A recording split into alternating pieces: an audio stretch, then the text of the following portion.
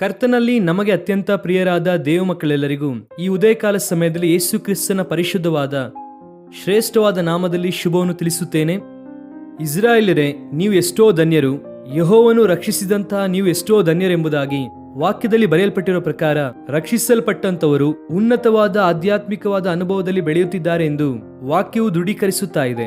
ನೀವು ರಕ್ಷಿಸಲ್ಪಟ್ಟಿದ್ದೀರಾ? ಯೇಸು ಕ್ರಿಸ್ತನನ್ನು ನಿಮ್ಮ ಸ್ವಂತ ರಕ್ಷಕನಾಗಿ ಅಂಗೀಕರಿಸಿದ್ದೀರಾ? ಯೇಸು ಕ್ರಿಸ್ತನನ್ನು ನಿಮ್ಮ ಹೃದಯದಲ್ಲಿ ಅಂಗೀಕರಿಸುವುದರ ಮೂಲಕ ನೂತನವಾದ ಶಾಂತಿ ಸಮಾಧಾನವನ್ನು ಅನುಭವಿಸುವುದು ಮಾತ್ರವಲ್ಲದೆ ಆತ್ಮರಕ್ಷಣೆಯನ್ನು, ಆಧ್ಯಾತ್ಮಿಕ ಆಶೀರ್ವಾದವನ್ನು ಕೂಡ ನೀವು ಅನುಭವಿಸುತ್ತೀರಾ?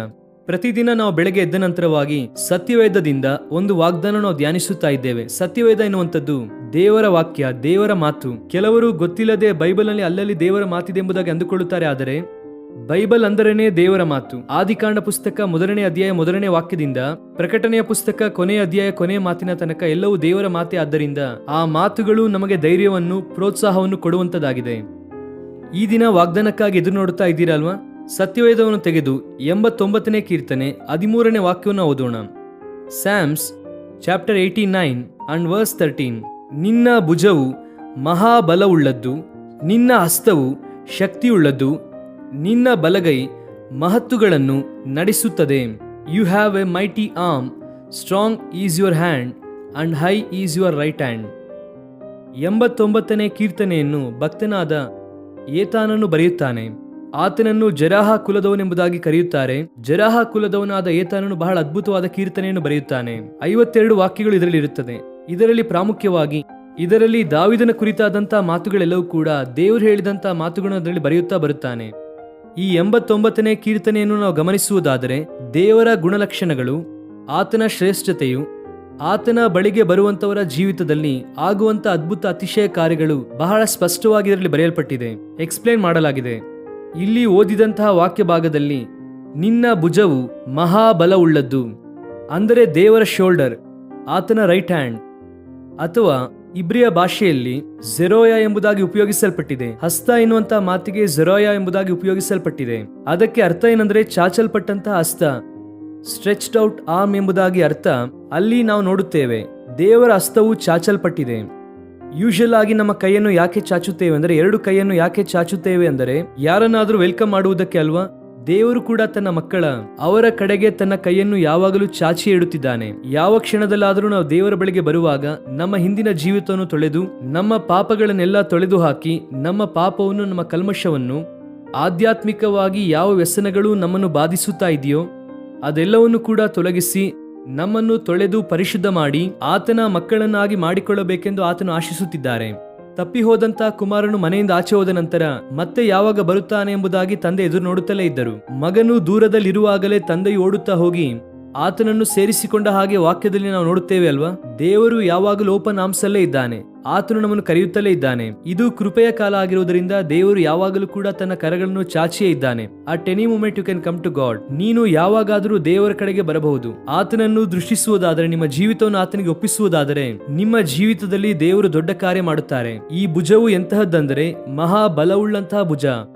ಅಷ್ಟು ಮಾತ್ರವಲ್ಲದೆ ನಿನ್ನ ಹಸ್ತವು ಶಕ್ತಿಯುಳ್ಳದ್ದು, ನಿನ್ನ ಬಲಗೈ ಮಹತ್ತುಗಳನ್ನು ನಡೆಸುತ್ತದೆ ಎಂಬುದಾಗಿ ಬರೆದಿದ್ದಾರೆ ಅಲ್ವಾ? ದೇವರ ಹಸ್ತವು ಬಲವುಳ್ಳ ಹಸ್ತ, ಇನ್ನೊಂದು ಮಹತ್ತಾದ ಹಸ್ತ.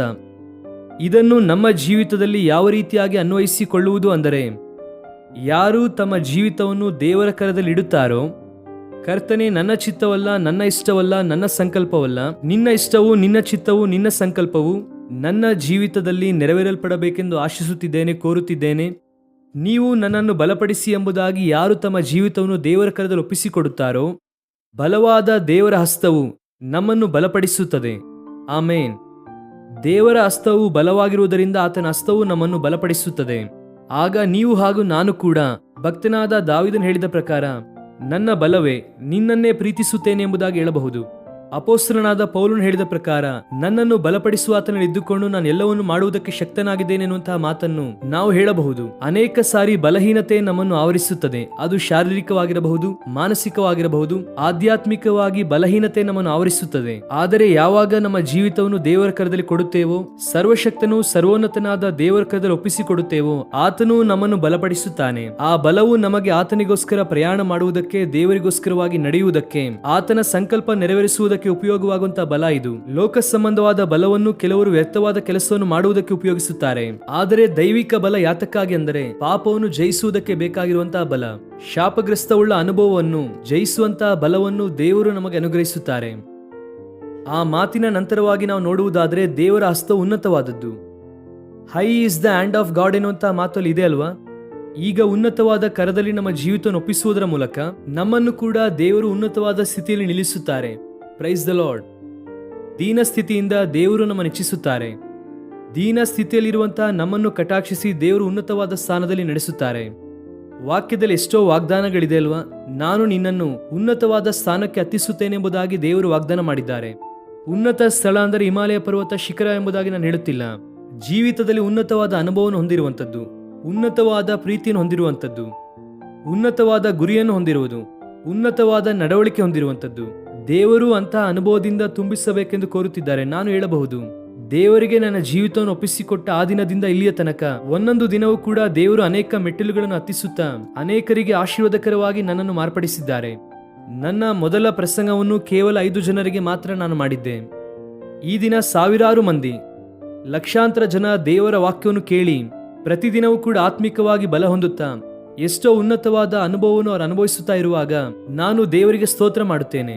ಪ್ರಪಂಚ ವ್ಯಾಪ್ತಿಯಾಗಿ ದೇವರು ಅನೇಕ ದೇಶಗಳಲ್ಲಿ ತನ್ನ ಉಜ್ಜೀವನ ಬೆಂಕಿಯನ್ನು ಹತ್ತಿ ಉರಿಸುತ್ತಿದ್ದಾರೆ. ಈ ದಿನ ನಿನ್ನ ಜೀವಿತ ದೀನ ಸ್ಥಿತಿಯಲ್ಲಿದೆ ಎಂಬುದಾಗಿ ಬಾಧೆ ಪಡುತ್ತಿದ್ದೀಯಾ? ನಿನ್ನ ಸ್ಥಿತಿ ಮೊದಲು ಅಲ್ಪವಾಗಿದ್ದರೂ ನಂತರ ಮಹಾ ಅಭಿವೃದ್ಧಿಯನ್ನು ಹೊಂದುತ್ತೀಯಾ ಎಂಬುದಾಗಿ ವಾಕ್ಯ ಭಾಗವು ಹೇಳುವ ಪ್ರಕಾರ ದೇವರ ಬಲವುಳ್ಳ ಹಸ್ತವು ನಮಗೋಸ್ಕರವಾಗಿ ಚಾಚಲ್ಪಟ್ಟಿದೆ. ಆತನ ಕರಗಳಿಗೆ ನಮ್ಮ ಜೀವಿತವನ್ನು ಒಪ್ಪಿಸಿಕೊಡುವುದಾದರೆ ಆತನು ಬಲವನ್ನು ಕೊಡುತ್ತಾನೆ. ಆನಂತರ ಉನ್ನತವಾದ ಸ್ಥಿತಿಯಲ್ಲಿ ದೇವರು ನಮ್ಮನ್ನು ನಿಲ್ಲಿಸುತ್ತಾರೆ.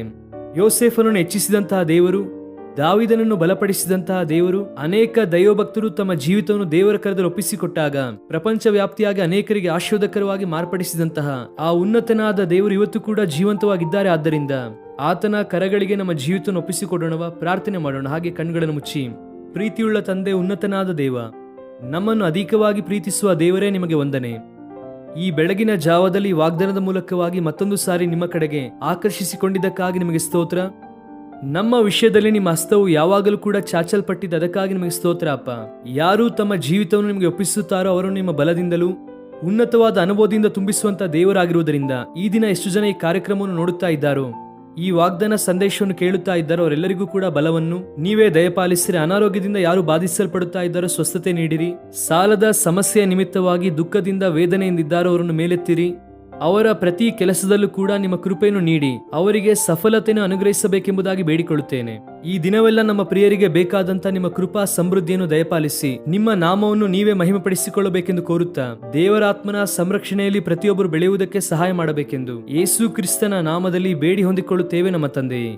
ಆಮೇನ್, ಆಮೇನ್. God bless you dear friends. Have a wonderful day.